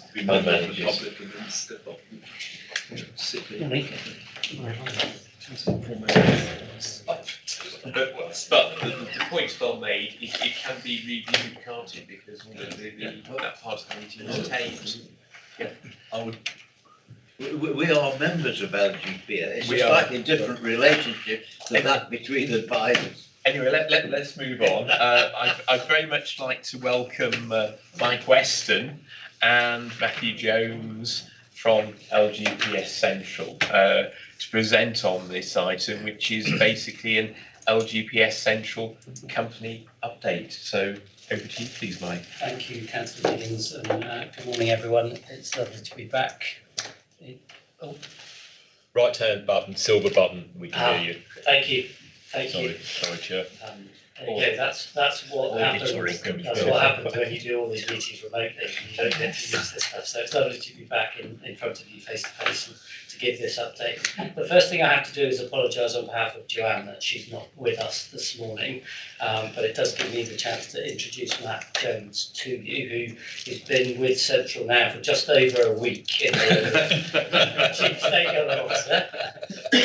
This is your first Pensions Committee meeting, isn't it? Yes. So I'll let you choose whether you want to be hard on him or easy on him. But I know he told me any difficult questions he's going to lob my way anyway. So Matt's here. I'll let Matt introduce himself in a minute, and then he'll take the section that Joanne was going to do. Before we start, Councillor Piggott, can I just confirm how long you've got us speaking for? About 20 minutes. Okay, including excluding questions? Questions at the end. Okay, fine. We'll crack through in 20 minutes. So Matt, do you want to introduce yourself? Yes. Okay, good morning everyone. Thank you for inviting us along today. So my name is Matt Jones. I'm the newly appointed Chief Stakeholder Officer at LGPS Central. So a core part of my role is ensuring that as we work for you, you owners, you are our client, I make sure that we continue to engage effectively with you and that the work that we do is in line with your objectives and we keep that alignment and keep growing along together. So it's also great to be back in Shrewsbury or Shrewsbury. Apologise if I've said either of those incorrect. I was here in February on holiday at half term, and obviously at the time of the flood. So it's great to see coming through town today how busy the town is and it's thriving again. So that's great to see. So in terms of what we've got today, in terms of the presentation and the update on our company, a little bit about a bit of a reminder about pooling and where we are as a company, and then Mike will go on a bit more specifically about where we are with your funds and some of the things and activities that we've got underway at the moment. Okay, so just a bit of a background then about pooling, so a bit of a reminder. So this is a bit of a quick whiz back in time to 2013, when we had the first real commitment from the central government around, okay, there are potentially things we can do better in the sector around 86 different pools in England and Wales, and can we get some bit more collaboration going in the sector? There's a bit of a theme starting then. By 2015, this was then a specific target for all those pools to come together as a group of asset pools. So 4 main objectives behind that consideration. The first one, to get a certain size of scale, and scale will be determined by around £25 million of assets under management. The purpose of that scale to bring savings, so bulk buying, the benefits of scale through that, but also the benefits of scale through improve and enhance governance, enhancing professionalism around how we operate and manage the funds. And fourth one, a little bit more woolly, but to offer more opportunities for funds to get involved in infrastructure investment, which obviously is a really important policy objective. By February 2016, so 3 months from that, all the funds had coalesced into 8 different pools across the country, and in April 2018, that was the birth of LGPS Central, so the fund, the pool that you guys are invested in. So in terms of just that national picture, we mentioned the 8 pools. We've got them out on this page broadly geographically. Some of the pools aren't geographically based, so there is a real mixture of pools here. And the key point to note here is not all pools are the same. So there are a number of different characteristics between the funds, between the pools. We've got from, say, London Civ in the southeast there, they have 32 clients and owners within their pool. You have then the scale, the northern pool, that is just 3 separate funds, so Merseyside, Manchester and West Yorkshire. In our pool here in LGPS Central, we have the 8 Midlands-based regional funds that participate and jointly own us. The other key difference in terms of structure of the different pools is how they are set up and how they are regulated. So 5 of the pools, including LGPS Central, are set up as regulated FSA regulated investment companies. So in terms of our region and our partner funds, as I've said, we are owned by our 8 partner funds from Cheshire, across Staffordshire, Derbyshire, Nottinghamshire, obviously here in Shropshire, Worcestershire, West Mids and Leicestershire. So we are owned by and work for you. So we don't work for anyone else. You own 1/8 of us, and you are one of our 8 individual clients. So what does that mean in terms of what we do on a day-to-day basis? Well, we're designing and building the funds based on your needs and your specifications. So we're not doing these things because we have intellectual desire to do lots of different things. We're doing them because our clients say, this is what we need, and we build them to your specifications. And a real core theme through everything we do and everything that we build is built around responsible investment and engagement. We have a specialist team, which I've had the pleasure of meeting last 7 days or so as I've been at the business. Their input is fed into every single investment team and every thought and decision we make about how we set up the individual funds. So it's core to what we do. And again, fundamentally, we're a client-owned company, and we endeavour to always be aligned in terms of what we're doing, in terms of your objectives as our shareholders and our clients. So on the next page, just key themes that we are focusing on over 22-23 in our business plan. Obviously, fund performance is the reason why we are here. We are an asset management company. It's absolutely critical that the reason we exist is to deliver you the fund performance that you need to meet your obligations to your members, ultimately, and to your sponsoring employers that are part of the fund. So to enable us to deliver the funds we need and deliver that investment performance, we've had to build in the last 5 years, I say we, it's the royal we, I've been here 2 weeks, we've had to build from scratch an FSA regulated investment firm. So we now have around 75 people in the building in Wolverhampton, and it's those people, they are our true assets that actually help us to deliver the funds. And it's been really good to see, personally from my perspective, over this week, of those 75 people all sat on one floor, all the different investment teams, different asset classes and themes sat together, and seeing that cross-pollination of ideas and how they work together as one central team across their individual investment lines as well. In terms of the business maturity, I mean, it is our 5-year anniversary in March 2023, which gives us an ideal time to, look back and celebrate the successes over the last 5 years, but also reflect on, some of the challenges that pooling has brought in terms of it being a completely new idea, hadn't been done before, and we've had to learn as we go along. And certainly, the learnings that the company's had over the past 5 years informs where we are now and what we're looking to do going forward. Which brings us on to the future, and of course, it's an opportunity for us as a business to reflect. It's about making sure that we understand where you are as our client and our shareholder, and the challenges that you're currently facing, and what's on your horizon, and make sure we understand that, and we can see the world from your eyes, so that we can make sure our future business plans and priorities are aligned again to your objectives going forward. Apologies. Sorry, can we ask questions as we go here, or? Happy from my perspective, yeah, please. Yes. Is that right, Tom? Maybe I missed it. I think one of the big challenges that many pools are facing, and I think this is a challenge for you guys as well, is that recruitment and retention one. Do you want to just touch on that for us? I'm happy to pick that up. If we hop around in the presentation a bit onto page 17, the one that's entitled, as Matt said, staff are our only asset. That's a quote from one of our original non-exec directors who's now done his 2 terms and retired, and gave us very wise counsel during his time with us. And staff are our only asset. As you say, it's not unique to Central. It's an industry-wide phenomenon. What we are finding is that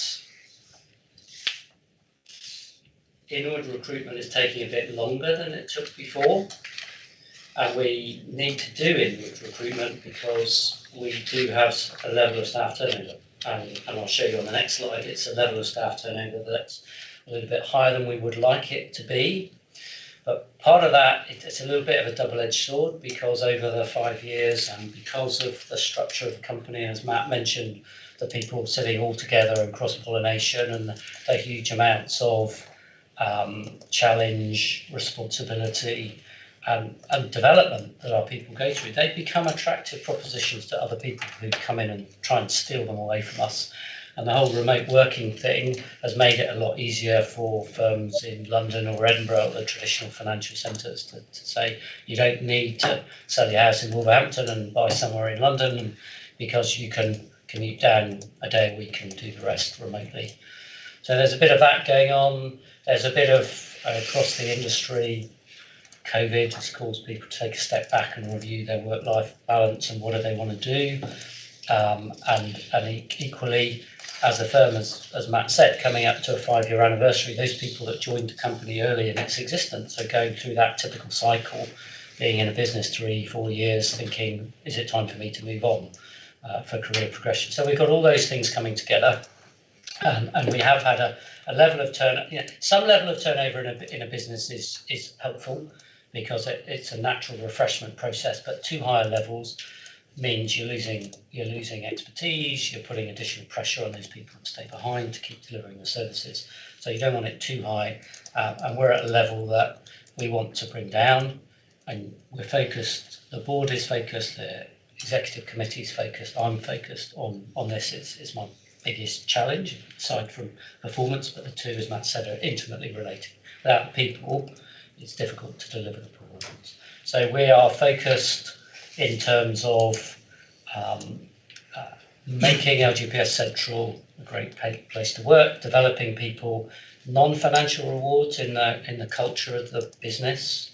So, for example, we took the those people that were in the office back in early August when the Commonwealth Games came to Wolverhampton for the cycling time trial. We just went out from the office to go watch that, had an ice cream and just saw the bikes go by. Yeah, that sort of building culture. We had a staff conference yesterday. We do that every 6 months just to bring everybody together, give a business update.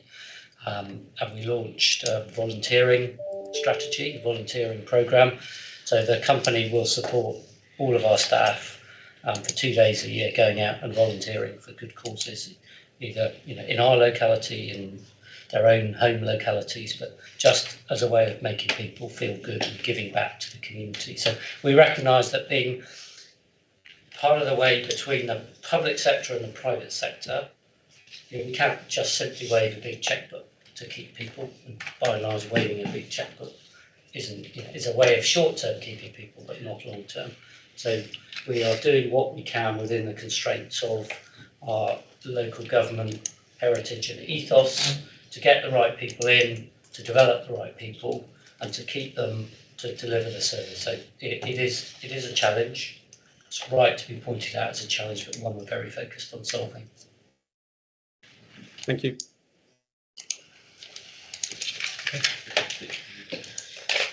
Okay, so yes, I'm on page 8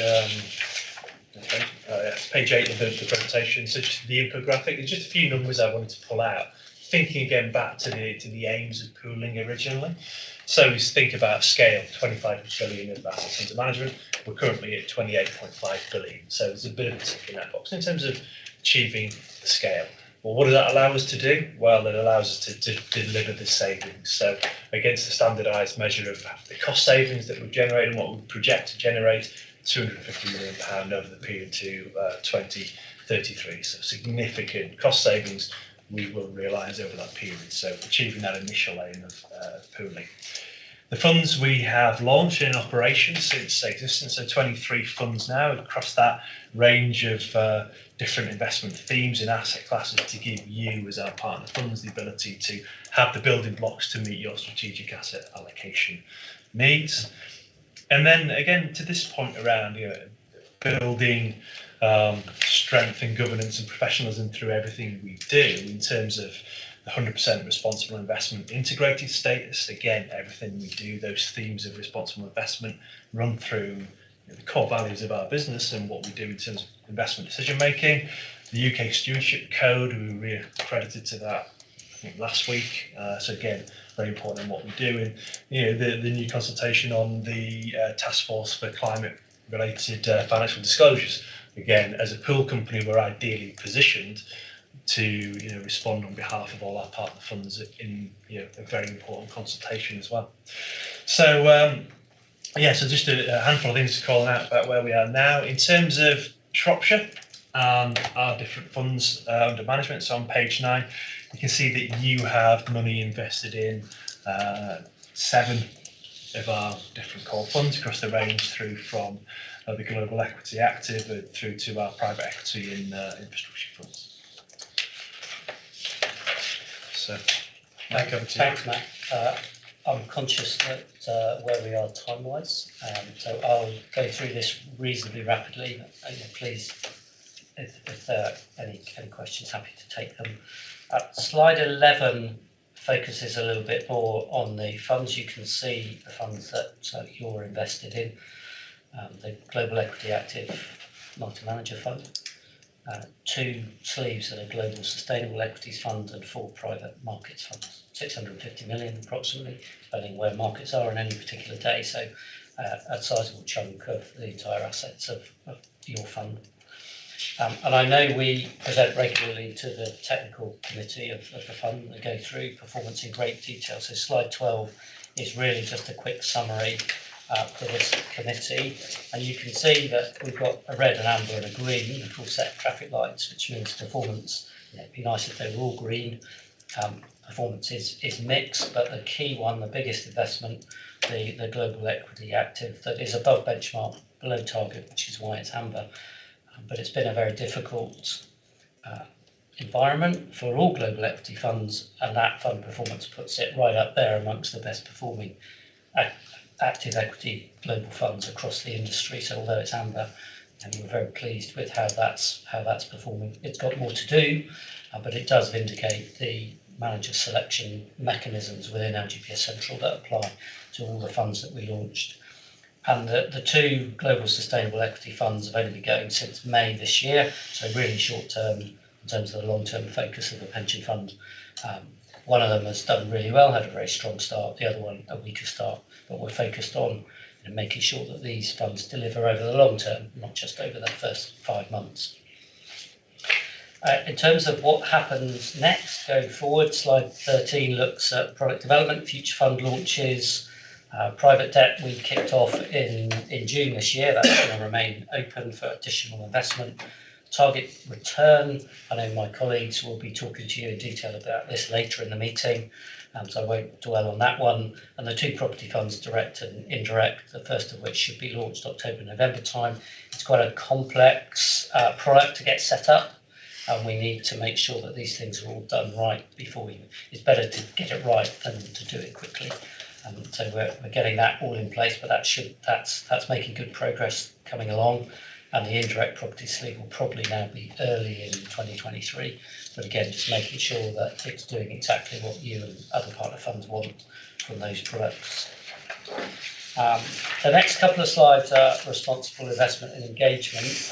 We could have spent the entire meeting on these, but I know my colleague Patrick O'Hara has been out here multiple times to support you in your efforts on RINE, and we're absolutely available to keep that support going for any of the questions or issues on RINE that crop up for the fund. So we've listed a whole load of things on slide 14 that we've been doing over the last 6 months. Probably more important to focus on slide 15, what we're going to be doing in the next 6 months coming up. So there's more climate risk monitoring. So we're on schedule to deliver the climate risk report to yourselves in December.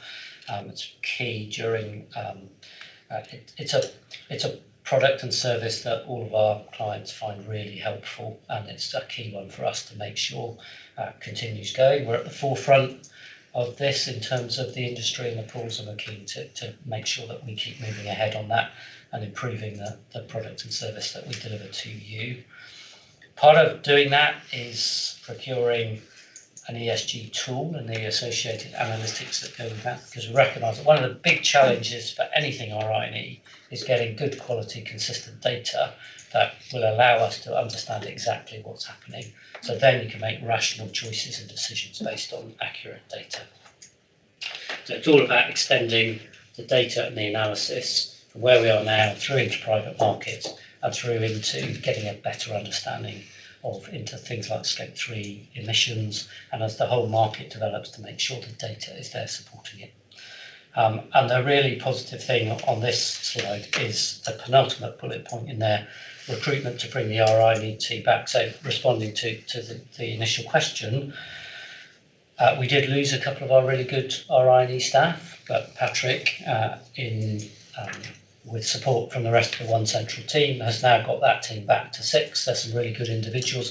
I know he's keen to introduce those to yourselves, but the team is, or will be in the next couple of weeks or so, back to full strength and firing on all cylinders again to take forward this really, really important area for us. So it's not impossible to find really good talent. Matt sitting here next to me is a living, breathing proof of that this morning. We're still making a judgment. We'll let you make the judgment after the meeting. But we're really pleased to have Matt on board. We're really pleased to have the additional RINE team on board.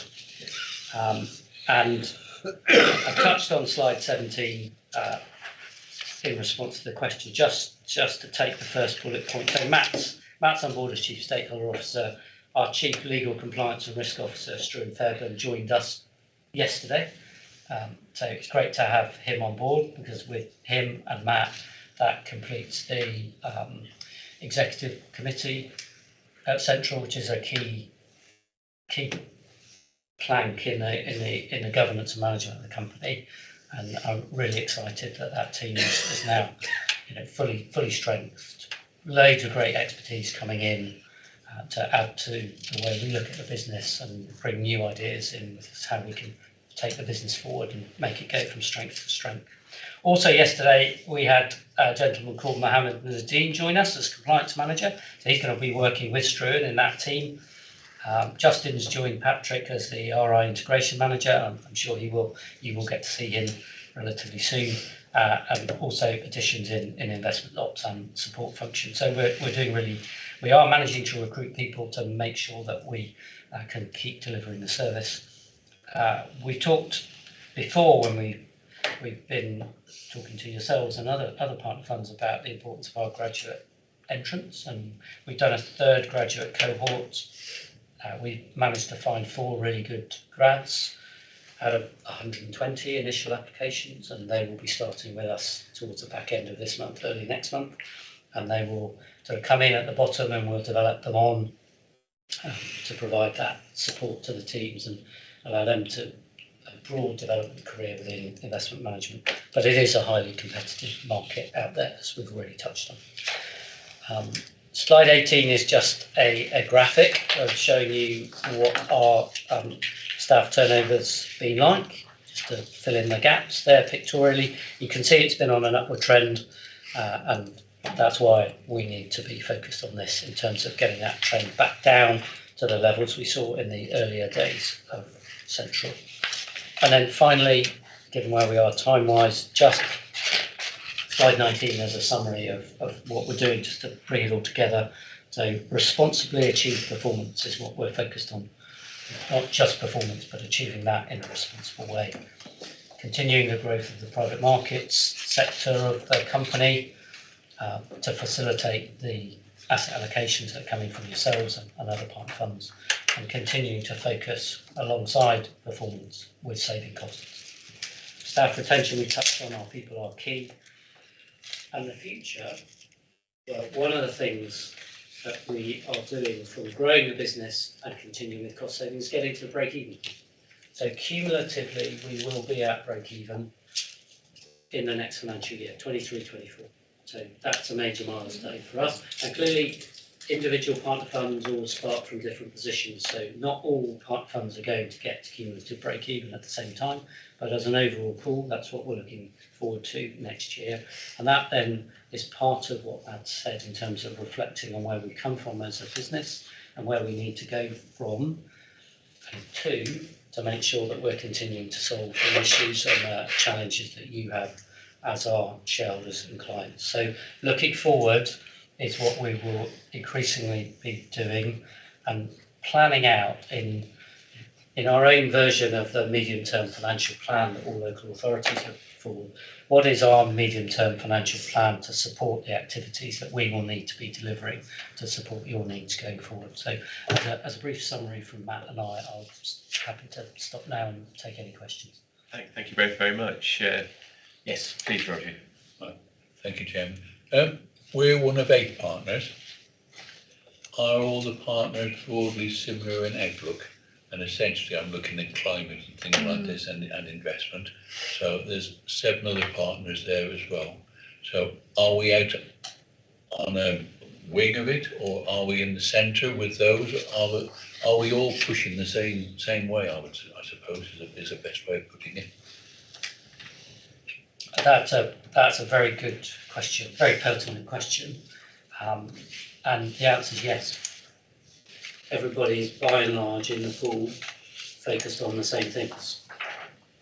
Yeah, there are certain differences in enthusiasm through that, but the ultimate fundamental is everybody's focused the same way, and especially when it comes to climate. So one of the real positives in over the last year has been a pool agreement on a net zero target. So we recognise again that everybody starts from a slightly different position. So getting all 8 to come together, or 9, because including LGPS Central in that for our own net zero target. So that's there, that's established, and a big element of work going forward is to be able to have a detailed implementation plan, so that the team and Patrick and myself, we can come to you and say, here's the plan, here's the dashboard, here's how we're doing in that plan. So yeah, there's always a risk when you get multiple people to come together that you get, the only way you can move forward is with the lowest common denominator. And we're very focused on making sure that's not the case and bringing everybody along with us. And certainly the RINE space, the client space, is a big one where everybody is very much aligned. Yes, Brian. Is the ultimate aim of LGPS Central to develop funds that will encompass all the individual funds within the 8 member companies? In other words, are you effectively trying to provide, at the end of the day, whenever the end of the day might be, the single investment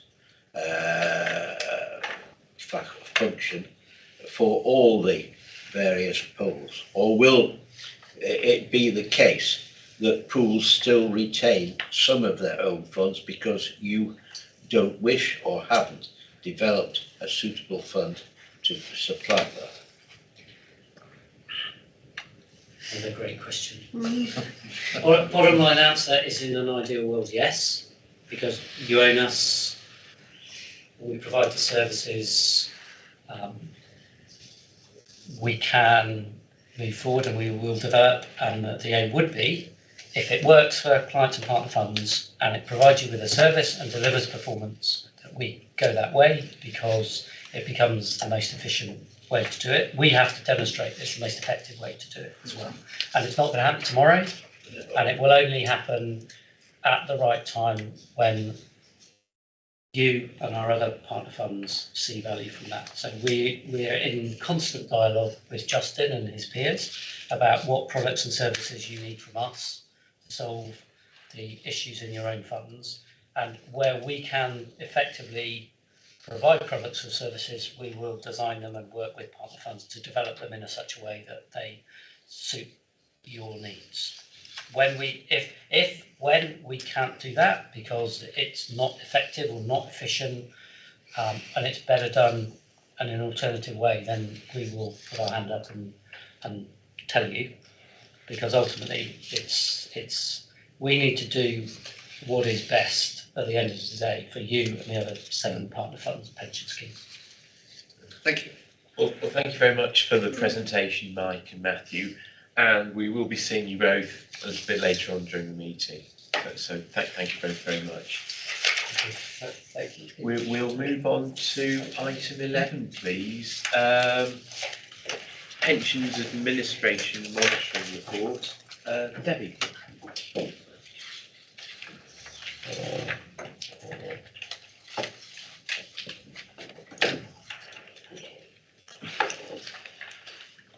Thank you, Chair. Standard report that picks up the update for you as to what's going on to actually keep our membership, our employers informed of all the changes and that are going on in the pensions arena.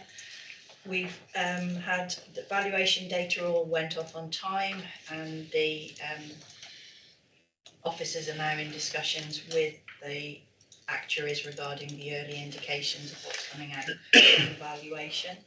You'll see there also that the 2021 benchmarking results have come out, and at 7.5 there, and the fund at the moment is still under the average of the funds that are taking part in the SIP for benchmarking. So that's a good indication at the moment that we're not an outlier in how much we're actually spending on administration. That will increase over the next few years because of the unknowns yet around the McLeod rectifications and the dashboard, but at the moment we seem to be sitting where we should be. The member take-up statistics of online portal activity. We've got some fairly good statistics there of 48% of our actives, 41 of deferreds and 44 of pensioners. There isn't any national benchmarking of take-up, but it is being looked at by the Local Government Association to see if anything can be implemented, so as we would have something to benchmark of how well our engagement is with our membership regarding digital use. The Pensions Awareness Week was meant to be this week, but obviously that has now been rescheduled, and there is going to be this national push that's there at 9.2. It's being changed to the 31st of October to the 4th of November. So we also, to piggyback on that national activity, to ensure that we raise our awareness with our own membership and employers at that time as well. The annual benefits statements have all gone out on time for active members and for all of our deferreds. Pension savings statements are what we're working on at the moment. So after we've actually produced the annual statements for everybody, we then have the data to go back and have a look at, has anybody exceeded the revenue limits of the £40,000 growth? So we have to calculate what their growth is and then contact all of the individuals with a particular statement, so as they can then deal with paying any tax that's actually due on that excess growth. Newsletters have gone out to all of the actives and deferreds. They were available online. And at 9.7, you'll see we've done some, and in the appendices, some changes just to bring the communication policy up to date. Only a couple of amendments in there. The employers' meeting is taking place on the 23rd of November. We're having to have a virtual meeting, but we're setting it up with the actuaries, because the main message to the employer is going to be the valuation results. How much is their contributions going to have to change, which come into play from April next year. So we're ensuring that they have their results early prior to the meeting, are going to be able to send us any questions they have that can hopefully then be picked up at the meeting or added to some frequently asked questions. And then afterwards, if they want a personal one-to-one, we're going to be actually facilitating those with them virtually with the actuary as well. So plans are all in place to ensure that they have everything that they had previously. And we're hoping that it actually will work better for them, because they may be able to have longer with the actuary if we can do one-to-one meetings with them. We're going to ensure the communications on the website regarding the cost of living crisis is kept up to date, and we are monitoring any opt-outs of the fund, because of course individuals don't have to be in the pension fund, but it is a huge benefit for them to do so. And we're also ensuring that before anybody does opt out, they're fully aware of the alternatives. Like in our fund, you've got the 50-50 option, so you can reduce your contributions by 50% for a short period in time if you wish to. Pensioner newsletter is going to go out in November. That still goes out to our pensioners. And we've also given you at 9.12 there the updates that have gone out to our employers over the past few months. So there's a lot of activity going on where we're ensuring that they're aware of their responsibilities. The MacLeod remedy is at point 12. Delays, I think, is the message coming from this. We've still got delays in the consultation coming out, which is going to mean that there's delays in the final legislation. This is the remedy, of course, that has to recalculate benefits for anybody who's left or transferred from us since 2014, because this is the equality restitution that's got to be put into the LGPS. So we won't have, as long as had been promised to us, to change, well, with actual regulations in place to change our software. So the message is coming out that when the next consultation comes out, there isn't any main policy change. It's just around how do you do it. So we've been told to actually get on and do some changes from the consultation, which isn't ideal, but we will see what comes out in that consultation. There's some updates there which are good updates for the fund regarding protection of some of the employers we've got at the moment. Further education colleges are not underwritten by anybody because they were sort of almost outsourced from the government. And that is being looked into at the moment by the Office of National Statistics, that actually there probably or possibly will be introduced some sort of government underwriting for funds. The Academy Trust guarantee that we do have has also been confirmed again, that it's definitely staying in place. The guarantee was put in place, but it was put in place with a very much, we will be looking at this in future. So we've had a new update that says at the moment that they will continue with that guarantee, and the guarantee is up to 20 million at the moment. Pensions dashboards, just a little bit of the update to ensure that you are aware that we're keeping on top of what we know, what we can or can't do to do that at the moment. And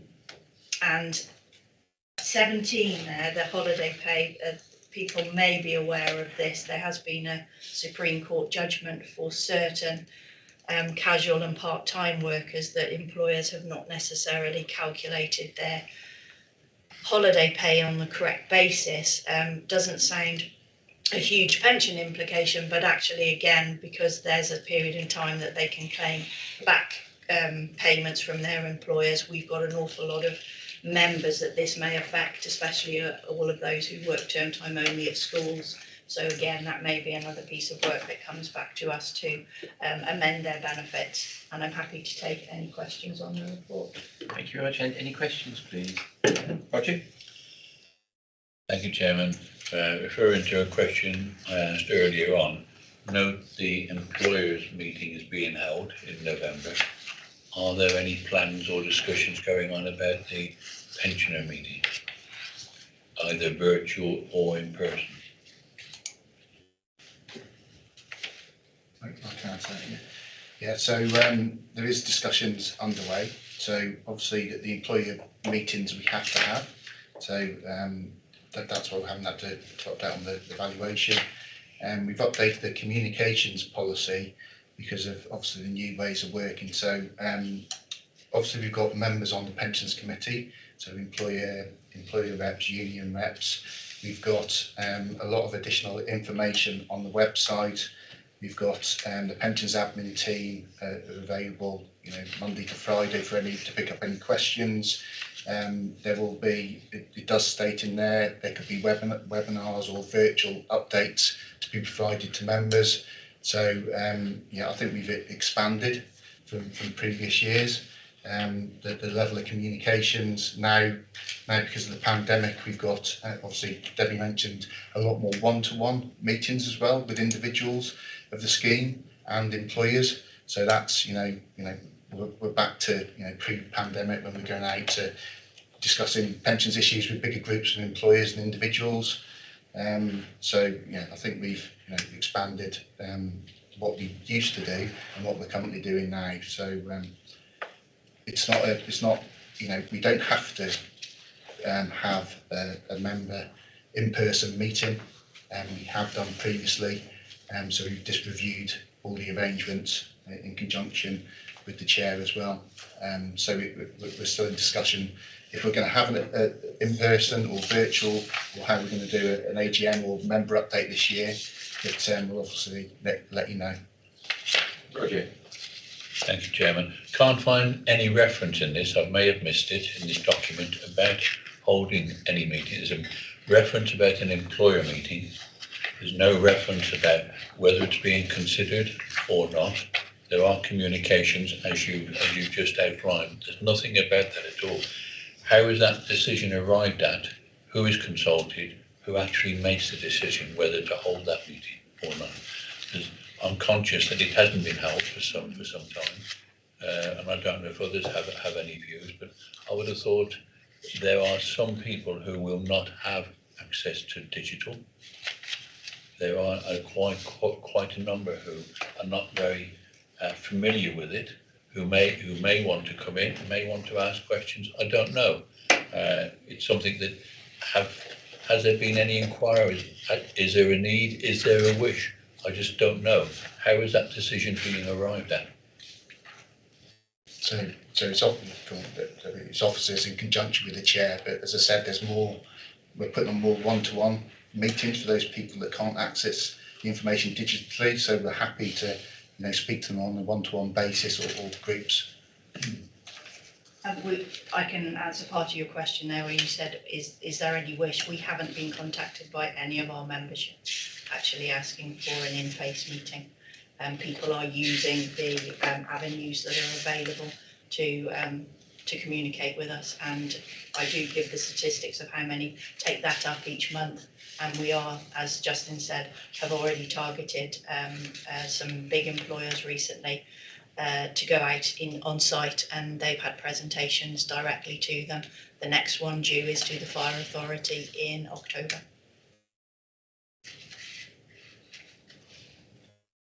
Thank you. Not quite content to leave this alone. It was in the minutes of the last meeting that a decision would be made. The fact that people haven't contacted to ask may just be an indication that they're waiting and expecting. I think we need to be clear one way or the other if we're having a meeting or not having a meeting. And let members know that. That may enhance the channel shifting, which I'm sure you're working towards in terms of getting people to use the portal more and read their newsletters. But they may be sitting at home waiting for the call to a meeting, which they were used to before the pandemic. So I think we do need to make a decision, and we need to communicate that quite clearly to members. Thank you. Okay, any other questions? No, in that case, we'll go back to the recommendations, 3.1 and 3.2. I'll move them, and may I have a seconder, please? Yep, Roger, and everyone in favour. Very, very good. Item 12, exclusion of press and public. To consider a resolution under paragraph 10.2 of the Council's Access to Information Procedure rules that the proceedings of the committee in relation to agenda items 13 to 18 shall not be conducted in public on the grounds that they involve the likely disclosure of exempt information as defined by the categories specified against them. I'll propose that, and may I have a seconder, please? All those in favour? Okay, thank you. We will now be going out of I'll public session. just ask for the live stream to end. Okay. This is right. Yeah. What I'm going to say, Chairman, is can we have a break for 2 minutes, 3 minutes? Exactly.